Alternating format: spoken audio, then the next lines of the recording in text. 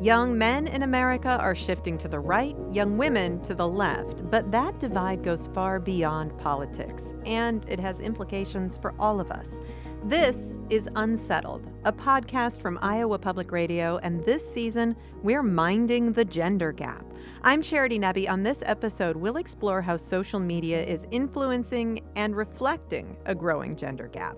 We'll enter the manosphere, male-dominated online spaces that often support misogyny, and we'll look at the social implications. It can make it a whole lot harder to date. But we're going to start with politics. IPR producer Danny Gear went to the campuses of Drake University and Kirkwood Community College to ask students about the political content they get on their social media feeds and how they see the political gender gap impacting their generation. I'm Connor Hawkins, and I'm from Fairfield, Iowa. Jackson Kading, I'm from Iowa City. My name is Coily, Coily Vi, and I'm from Iowa Des Moines. Logan Lewan, I'm from Muskego, Wisconsin. My name is Carlos Adams, and I'm from St. Paul, Minnesota. My name is Mia Johnson-Chason, and I'm from Homewood, Illinois. I'm Jasmine Good. I'm from Oklahoma. My first name's Oliver, last name Loudon, and I'm from Grinnell. Andrew French from Cedar Rapids. What kind of political content do you typically get fed? More your conservative and Christian side of things. I'd say it's pretty neutral, like both sides. I'd say I get a decent amount from each, so it's pretty even, I'd say, for the most part, yeah. And does that kind of match how are you more moderate? Yeah, more moderate, so yeah, I don't really care to see it anyways, so yeah. For me, on TikTok, I see a bunch of right-sided stuff, and for me, I don't exactly agree with the right side too much. For me, I feel like I'm a left-leaning. For the most part, I'm fed from like both sides, kind of, but more like left-leaning. And then if it's something crazy and I never want to see that politician on there ever again, I block them too. So I fear it's very targeted towards me. Yeah. I watch a lot of like Turning Point USA or Daily Wire, Michael Knowles, his show, big fan of that. I do find myself in echo chambers that are pretty impossible to escape, I feel. I don't remember the last time I got like a single piece of conservative media pushed my way, which I wish I saw a little bit more of. We're talking about the political gender gap, which data shows that women are moving to the left, men are moving to the right. Is this something that anecdotally you've seen in your generation?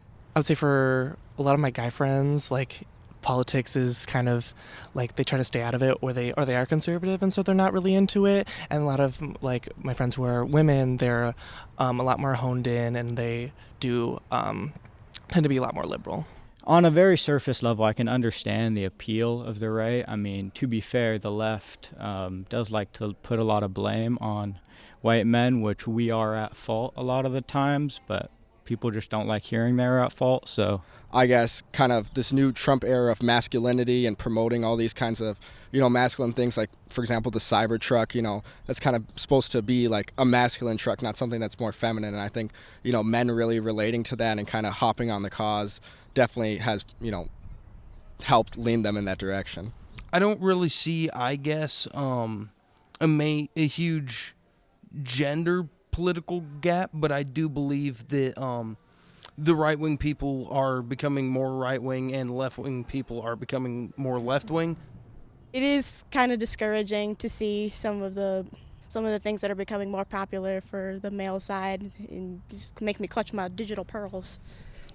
I don't know if I really see a gender gap. I mean, I have social groups that are mostly conservative and ones that are mostly liberal, and I don't think the distinction is gender, but hopefully in the future everyone just moves right. Voices of students at Drake University and Kirkwood Community College in eastern Iowa. Karen Kudrowski is here now. She's a professor of political science at Iowa State University and director of the Carrie Chapman Catt Center for Women and Politics. Hello, Karen. Hi, Charity. Thanks for the invitation. Absolutely. As you might guess, I could talk about this all day. Well, it's wonderful to have you back on the show. And before we dive into these online forces and the online communities that we've built and how that influences our politics and reflects our politics, I do want to get a basis in history, and I know you have a strong one. So let's go back in time. When women got the vote, suffragists expected to see a gender gap. They expected women to vote differently than men. How did that develop? Well, as you said, suffragists expect that women would show up in large percentages to vote and that they would vote differently from the men in their lives, husbands, fathers, brothers, sons. In fact, they were disappointed.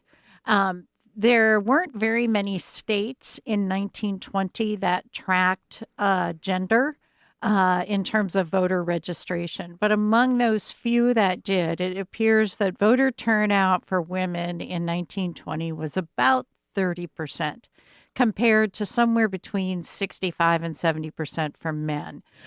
So at that period, the United States had very high rates of voter turnout, but they had very few, relatively speaking, eligible voters. So it's easier to get a large percentage of a small number of people to show up. Over time, we did not, women remained less active politically. In fact, they do remain less active politically in all ways but voting. But their voter turnout rates began to increase. And so the gender gap favoring men declined. And women became a numerical majority of the voters because there were more women voters in the voting age population because of life expectancy. Women became a numerical majority of the voters around 1972. In 1980, we saw two things happen for the first time. So one was that women had a higher voter turnout rate than did men. And secondly, it appeared that there was a difference in how women in the aggregate cast their votes. And we saw that a larger percentage of those women who voted in favor of President Carter than voted for President Reagan. So since 1980, both of these gender gaps, the one in terms of voter turnout and participation and in terms of favoring Democratic candidates, have remained durable characteristics of American elections. And we see it, in public opinion. We see it in voter turnout. We see it in vote choice up and down the race, wherever you see partisan races. We see it across racial and ethnic groups. We see it across age. And so it really is a defining feature of American politics. And what do we know about the issues that seem to drive this divide? I think some people refer to them as chick issues, right? Yes, absolutely. So one thing is that we know that women are more supportive of government social spending. So they are more supportive of food stamps, welfare spending, Medicare, Medicaid, Social Security, education, health care. So, and part of that, especially the greater support for poverty programs, comes from the sense that many women feel that social safety net needs to be there in case they themselves should need it. It's sort of a there but for the grace of God go I.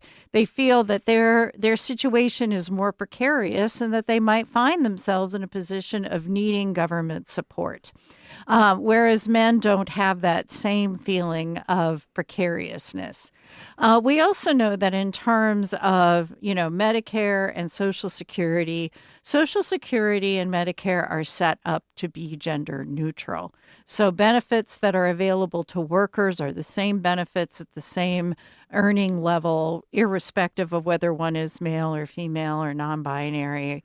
But because women live longer, that women are then more likely to collect Social Security benefits. Something like 55% of Social Security beneficiaries are women, and women are more likely to be receiving benefits from Medicare as well, and to be a large majority of Medicare enrollees. Well, and then let's go to 2022 with the Dobbs decision that overturned Roe versus Wade and paved the way for abortion bans or far stricter control over abortion in many states in the country. Do we see this as a major inflection point in a growing gender gap? Absolutely. So interestingly enough is that when you dial back the calendar to closer to the Roe decision in 73, there was a small majority of women who actually opposed abortion. But what we have seen over time is that has flipped. And so now what we see is that majorities of both men and women at all ages actually support abortion, legalized abortion, either in all cases or in most cases. But when we look at younger voters, so voters between the ages of 18 and 29, there is a huge gender gap with something like, over 65% of women at that age for whom abortion is truly a salient and personal issue, right? These are young women who are in their prime reproductive years, for whom abortion becomes the top issue that they consider when they are looking at a candidate to vote for. Now, we see at the same age level is that about a majority of men will say that they favor abortion rights, but that they follow different issues. For them, other issues, specifically the economy, are more salient to them than abortion. I think really sort of pointing out the difference of sort of, lived experience versus sort of a vicarious understanding that this is important to somebody else.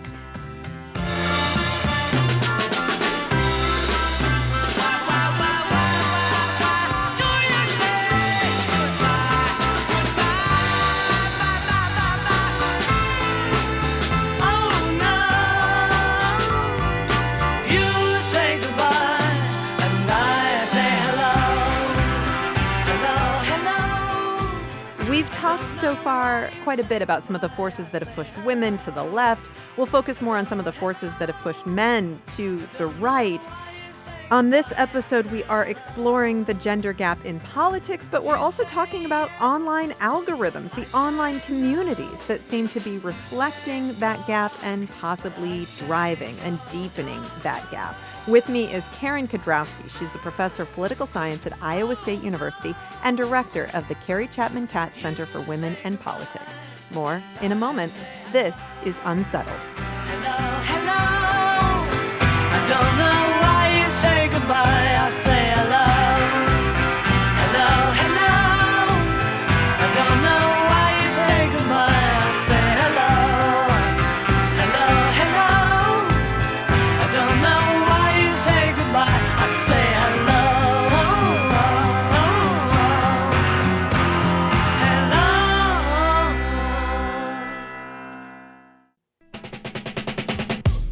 This is Tanya Mosley, co-host of Fresh Air. You'll see your favorite actors, directors, and comedians on late-night TV shows or YouTube. But what you get with Fresh Air is a deep dive. Spend some quality time with people like Billie Eilish, Questlove, Ariana Grande, Stephen Colbert, and so many more. We ask questions you won't hear asked anywhere else. Listen to the Fresh Air podcast from NPR and WHYY. This is Unsettled, a podcast from Iowa Public Radio, and this season we're minding the gender gap. On the next episode, we'll dive into education and find out why so many young men are being left behind. But now we're talking about politics. Young women are moving to the left, young men to the right. We see this reflected in voting patterns, but we also see it in the online communities and connections that men and women, boys and girls inhabit. We'll talk about how the social media algorithms may be influencing people's political beliefs, and we will enter the manosphere, male-dominated online spaces that often support misogyny. The manosphere also includes many powerful and popular podcasters that some credit with the results of the 2024 presidential election. There was a remarkable moment when President-elect Donald Trump was giving his acceptance speech in November. hour, he actually turned the microphone over to Dana White, CEO and president of the Ultimate Fighting Championship. And White used his time to recognize some of the most popular podcasters out there. I'd like to ask Dana just to say a couple of words because people love to hear from him.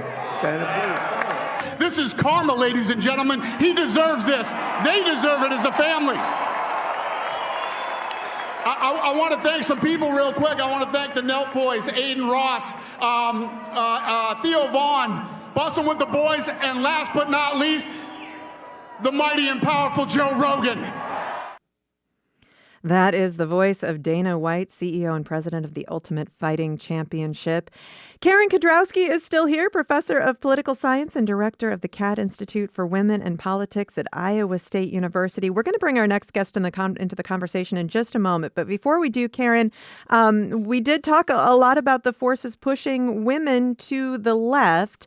Just very briefly, the Republicans found a real opportunity with young men in America in this last election cycle. What, briefly, are the forces that seem to be connecting with young men so powerfully? Oh, that's a great question. So I think, first of all, it's sort of a reinforcement of the messages of masculinity and coming at it from this notion that men are somehow being attacked or beleaguered by, especially white men, by people of color and women.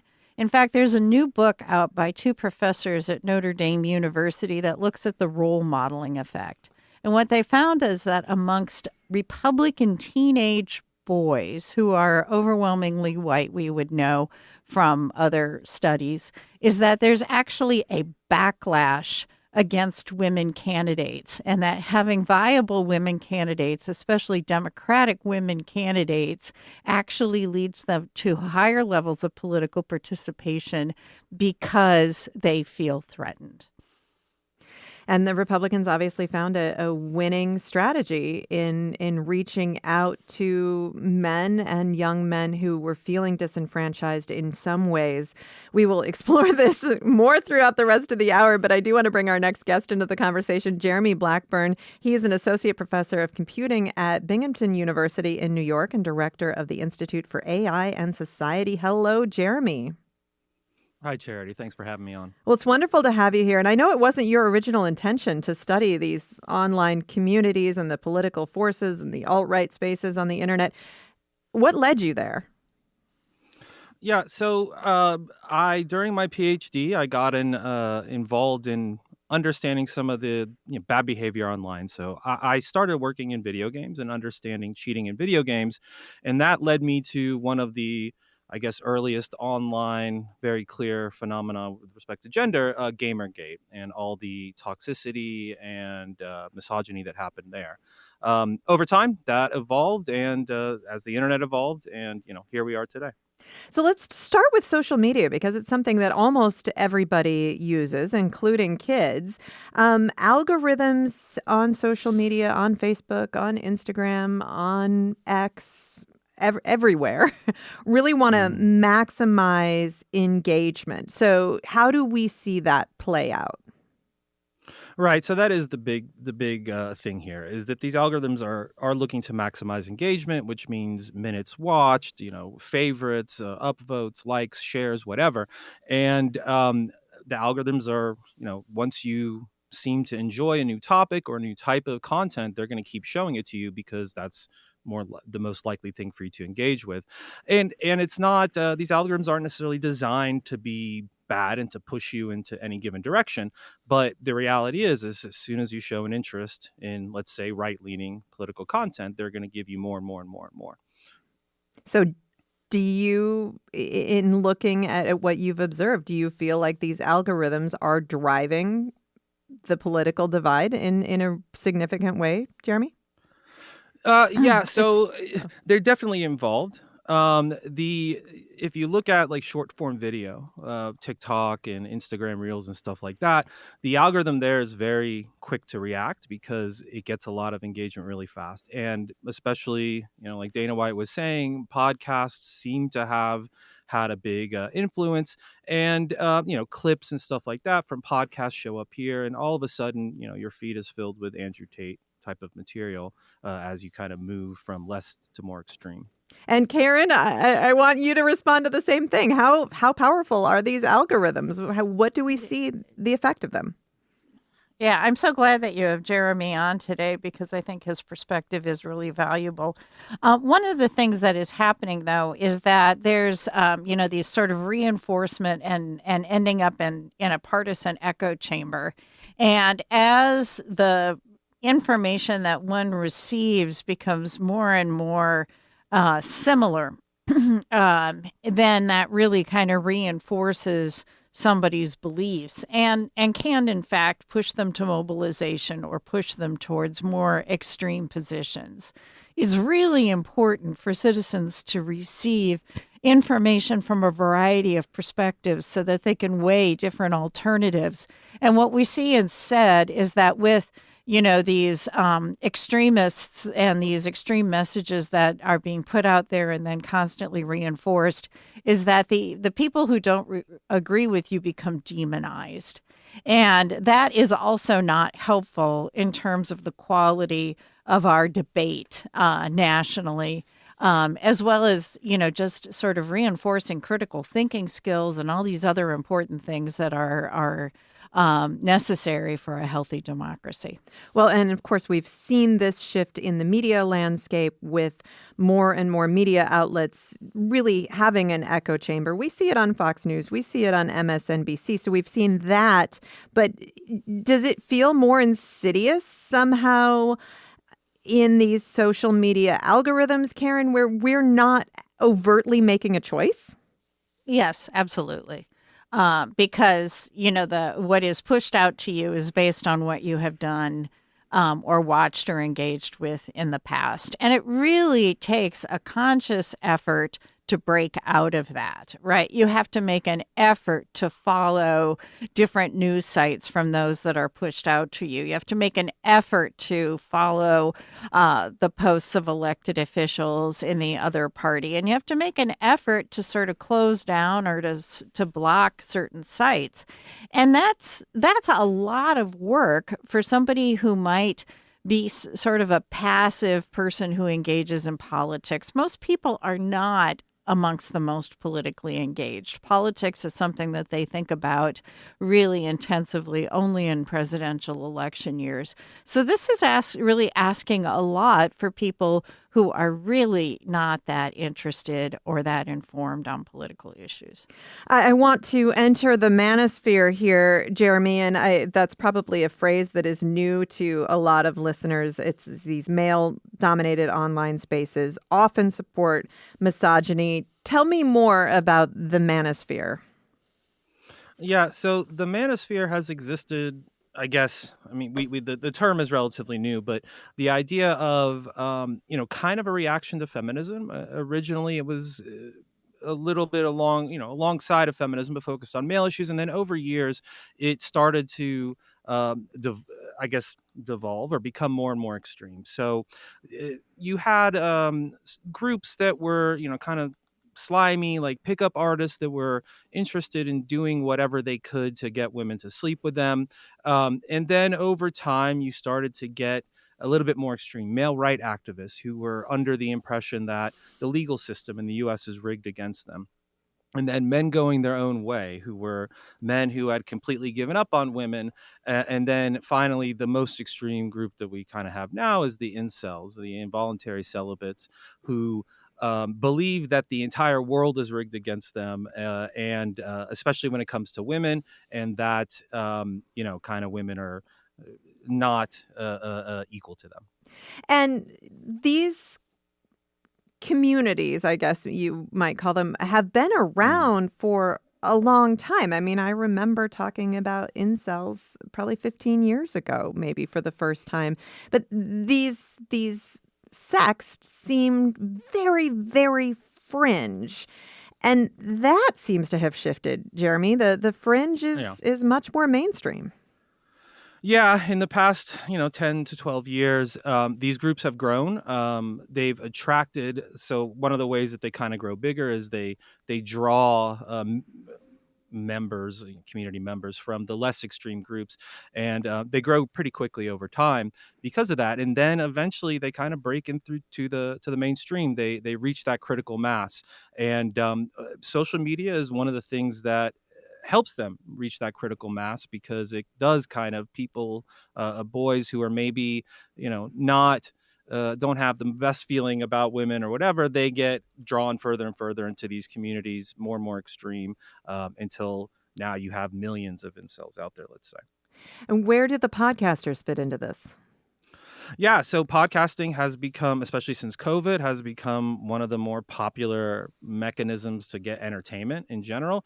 And the reality is that most podcasts are kind of, especially let's say regular podcasts as opposed to like mini series or whatever, are targeted towards men. A lot of gaming podcasts, a lot of comedy podcasts. Comedy is a world that's dominated a lot by men, and there's a lot of jokes, right?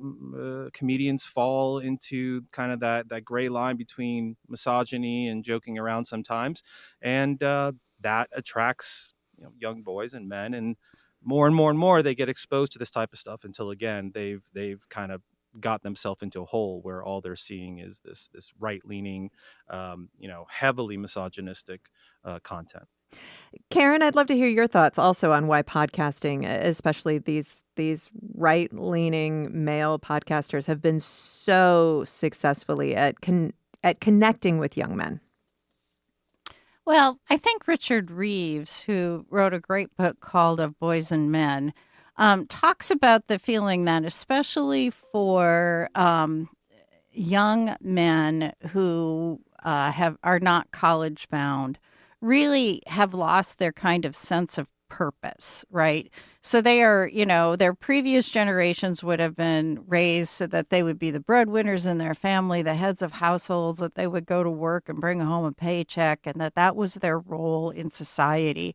But as women have gained more entrance into careers and are exceeding men by a great margin in educational attainment, that rather leaves men, young men especially, adrift. Right. So they are more likely to be lonely. They are more likely to be single. They are, less likely to be able to sort of, develop social connections and find, a romantic partner. And so what do they do to help explain why they feel so left out from the social, the social trends that are happening around them? They would easily turn to the mass media. And here are mass media that are filled, chat rooms and so forth, that are filled with people who are feeling the same way that they are, that are giving words to their lived experience and sort of reinforcing that there must be some evil out there that has left them behind. And of course, often that evil is feminism. So we see that among Gen Z voters, the youngest voters, is that 61% of women identify as feminists, but only 43% of Gen Z men. And that's a lower percentage than any age group other than the baby boomers, their grandparents. Interesting.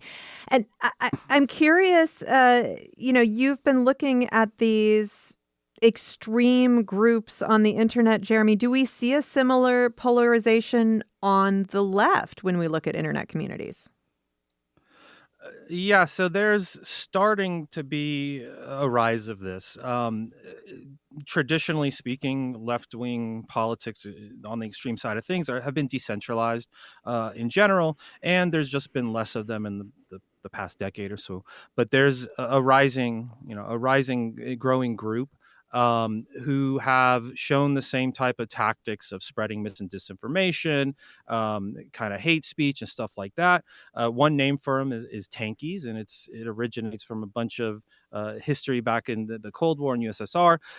But yeah, they are a growing group who have not yet committed violence as much as, like, let's say the right has, but are exhibiting the same tendencies. And some of those, there's also been women's kind of extremist groups that intersect with traditionally left-wing ideologies like feminism as well. However, right now we see the right-wing groups. That's a much stronger culture and much more mainstream culture. I think, Jeremy, is that's accurate? Okay. Yeah, it's a larger group. It's more well-defined and centralized, and a little bit more of a well-oiled machine, let's say. So I would also jump in here and say that January 6th also demonstrates how this population can be mobilized right into political activity and sadly insurrection. Karen, we have about 30 seconds left before we go to a break, but who do you see as most vulnerable when we look at these online communities and how they really are recruiting people to their cause? I would say the working class white men, young white men in rural areas where they see a real lack of opportunity, economic opportunity and advancement. Jeremy, do you want to add anything to that? Yeah, that sounds about right. It's a lot of disillusioned men. Some of them are maybe well educated, but the job market's weak, and they've seen, let's say, DEI efforts where they feel that they've been denied jobs, which is, I think, somewhat new. Traditionally, I guess it's been lower educated men, and it is in general. But we are also seeing that where it is sometimes people that have education, they may be very well educated. We are going to take a short break. We're going to be talking more in a moment about how this gender gap affects us socially. We're going beyond politics to the world of dating. With me is Jeremy Blackburn, Associate Professor of Computing at Binghamton University in New York and Director of the Institute for AI and Society. Also here today, Karen Kudrowski, Professor of Political Science and Director of the Carrie Chapman Catt Institute for Women in Politics at Iowa State University. We are minding the gender gap. This is Unsettled.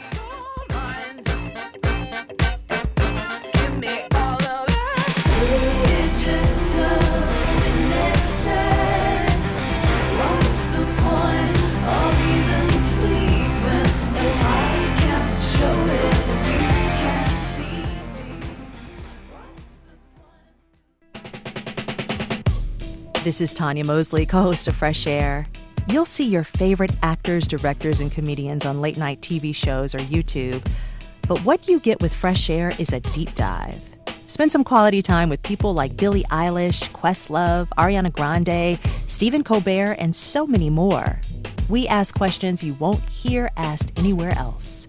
Listen to the Fresh Air podcast from NPR and WHYY.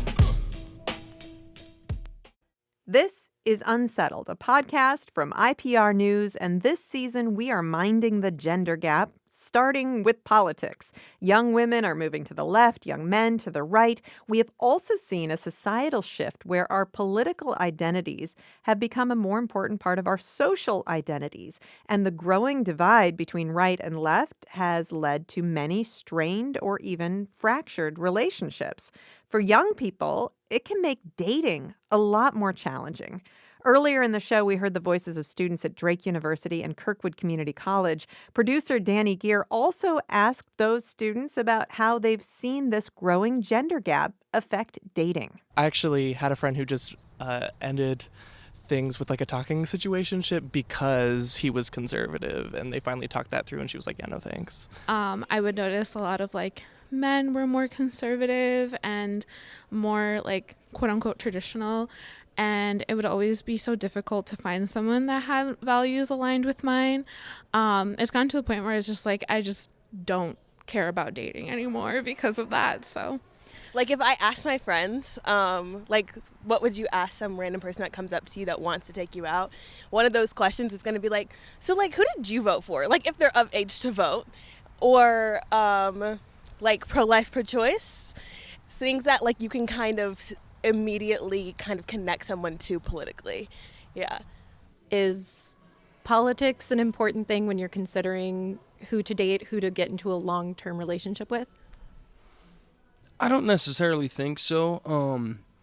I actually like the idea of having my ideas challenged. I think that the age-old adage of you either get your views changed by competition, or you get your ideas reinforced and are strengthened in your beliefs.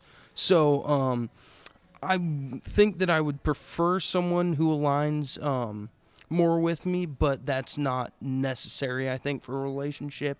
As long as you get along and can agree on being together and helping each other out, I think that's the most important part. What guides political thought and religious thought is a lot of foundational beliefs. And I feel like if you're wanting to build a family with someone, it's important that those are common. Those were the voices of Connor Hawkins, Elcida Alarcón, Jasmine Good, Oliver Loudon, and Andrew French. Bill Doherty has had a front row seat as our growing divide has strained relationships, and he's trying to push back on that. He is one of the co-founders of Braver Angels, an organization that is dedicated to political depolarization and communication across differences. He also has a background as a practicing therapist for couples and families and is emeritus professor of family social science at the University of Minnesota. Hello, Bill. Hello there. It's wonderful to have you here. And so, as I just said, this is not entirely new, but I think about, when I was growing up, I knew couples who were divided politically. It didn't seem to be a huge problem if one partner voted Republican and the other Democratic or whatever. When did you, as a therapist, notice that political division was starting to impact relationships more often? It was when Donald Trump arose, 2015, 2016. That's when I saw it, the political differences being really prominent for folks. People had been, we call red-blue marriages for a long time. It's sort of like people going to different faith churches, whatever. But wow, once Trump came along, it became much more powerful. So we have seen this gender gap growing with young people, with Gen Z, with women moving more to the left, men moving more to the right. But we are also seeing that start to create more problems as these young people are looking for partners, because politics is now something that people think of as a criteria for whether or not somebody is even dateable, right? Yeah, I mean, here's a little poll data. In 1960, only 5% of Americans said they would be uncomfortable with an inter-party marriage in their family, of their son or daughter marrying somebody of the other party, 5%. And now it's up to 40 to 45%. So that's a huge change. And we've gone the other way with things like interracial marriage. Now far more acceptable, but inter-party, relationships, dating, it's a trouble spot. Do you think that demonstrates a change in how our political affiliations play into our identities? Yes, absolutely. You want to think about politics has become identity. As other identities have softened, have loosened, like religious identity. I always tell the story. My wife and I got married in Iowa, by the way, Elkhorn, Iowa, in the early 70s. And it was a Catholic Lutheran marriage. It's like, whoa. And now audiences laugh when I say that because that's become almost irrelevant. But Democrat, Republican, pro-Trump, anti-Trump, it's replaced it in terms of our identities. So, Braver Angels, you do a lot of work to help people with disagreements communicate with each other. Let's talk about those strategies within a marriage or a romantic relationship. What are some of the strategies that couples can use to, I guess, have a successful relationship in spite of these differences? Yeah, a first thing is to focus on what you have in common. Focus on your core values. Not on your differences, because people tend to choose each other because they share a lot of values, and they may have policy differences, or so make sure you're paying attention to what you have in common. And a second one is to not try to change the other person's political views. That's a surefire loser. So, but that's in relationships where people are already committed to each other. And thinking about young people starting these relationships, how do you see that playing out. That's a really big hurdle to overcome. Well, and I'm not saying they should overcome it. I mean, when you're dating and deciding who you want to be with, you can set up your own standards. You know, you could say the person has to like skiing, right? Because that's so important to you. So I just think people are going to choose. They're going to have criteria, and I'm not here to tell them that somebody who basically, a lot of times it's what we call the blues, the liberals, who have a standard that the other person can't be a Trump voter. I'm not here to tell them that they should abandon that standard. There will be a problem, though. If women are more to the left and men are more to the right, if everybody has that standard, we're going to see people running out of potential partners. Well, that's where you have to decide. You thought you were going to marry a skier, and then you realize that pool is pretty low, pretty limited. So you adapt. And so people can adapt. And if they do decide to adapt, I suggest, again, they focus on what's in common, they focus on the underlying values that you share.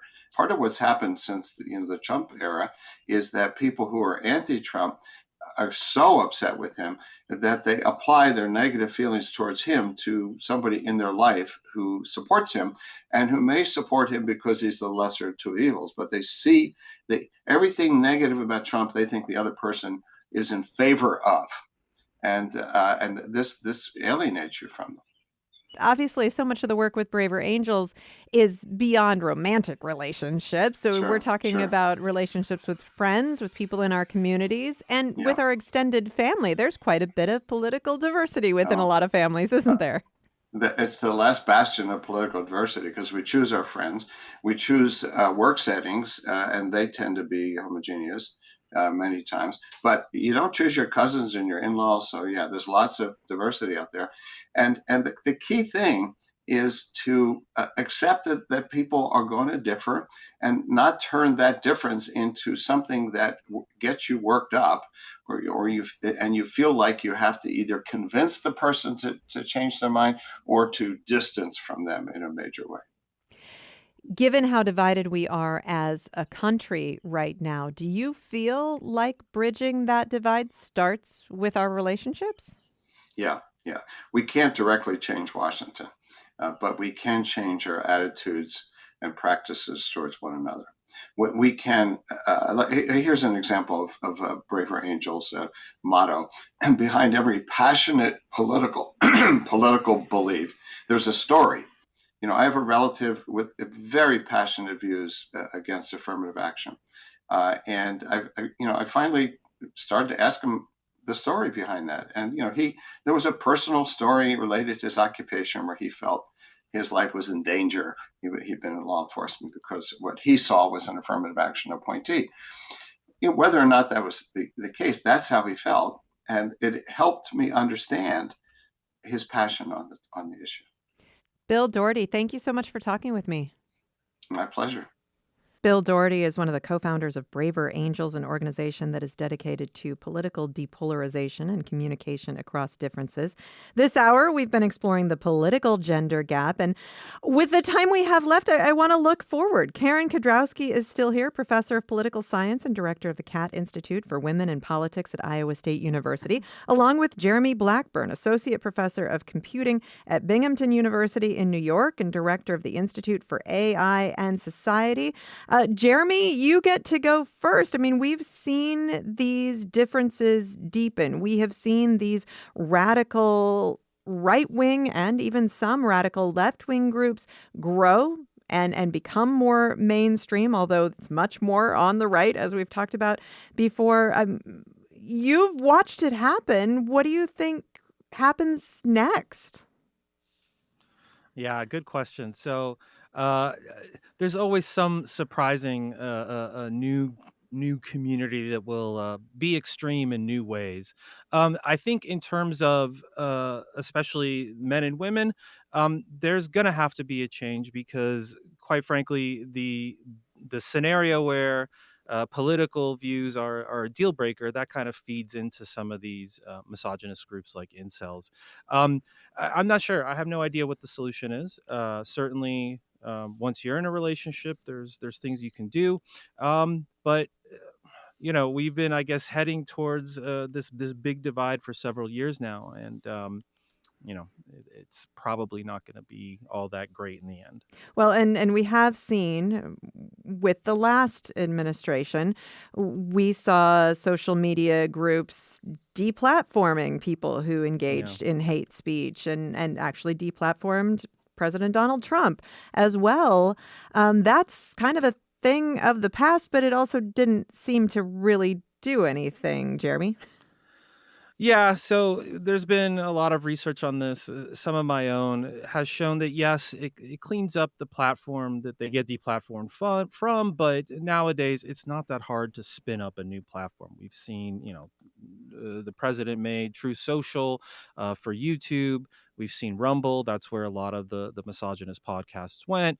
For Twitter, we saw Gab even in 2017. So yeah, while Reddit or Facebook or Instagram, there's less of that content there, they go to these other unmoderated social media platforms, and oftentimes that acts as more of kind of an echo chamber, and things sometimes get worse.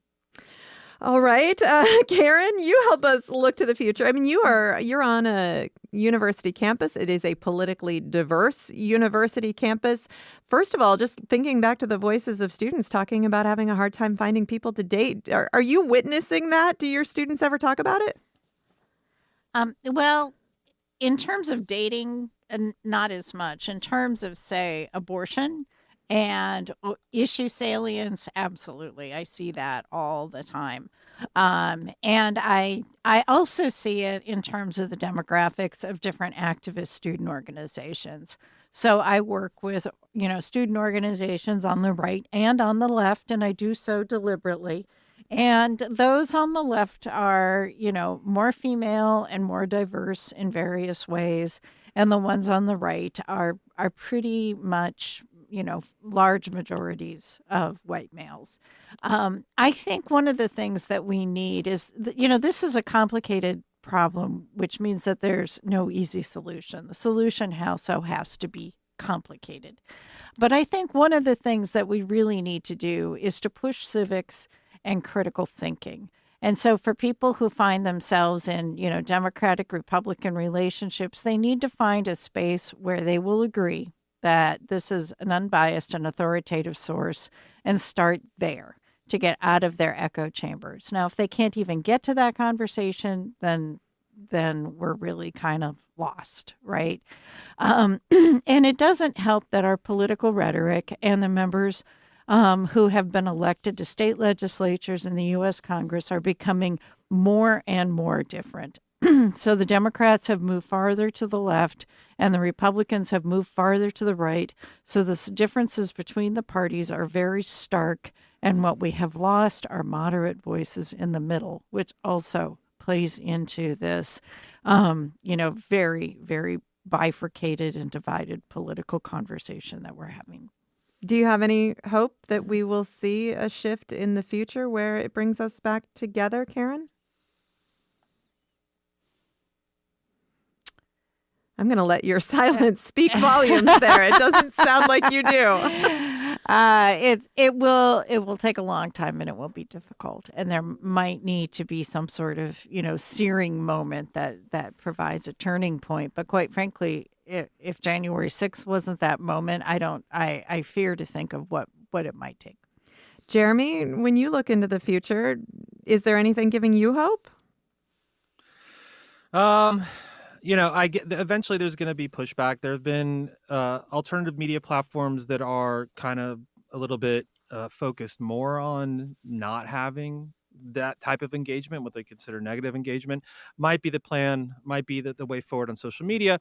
But like Karen was saying, we have political problems in this country that are much deeper than just a technical solution. Well, we are out of time, but thank you both so much for being here. Jeremy Blackburn, thank you. Thank you very much, Jeremy. Karen Kodrowski, thank you. Thank you. I've enjoyed the opportunity.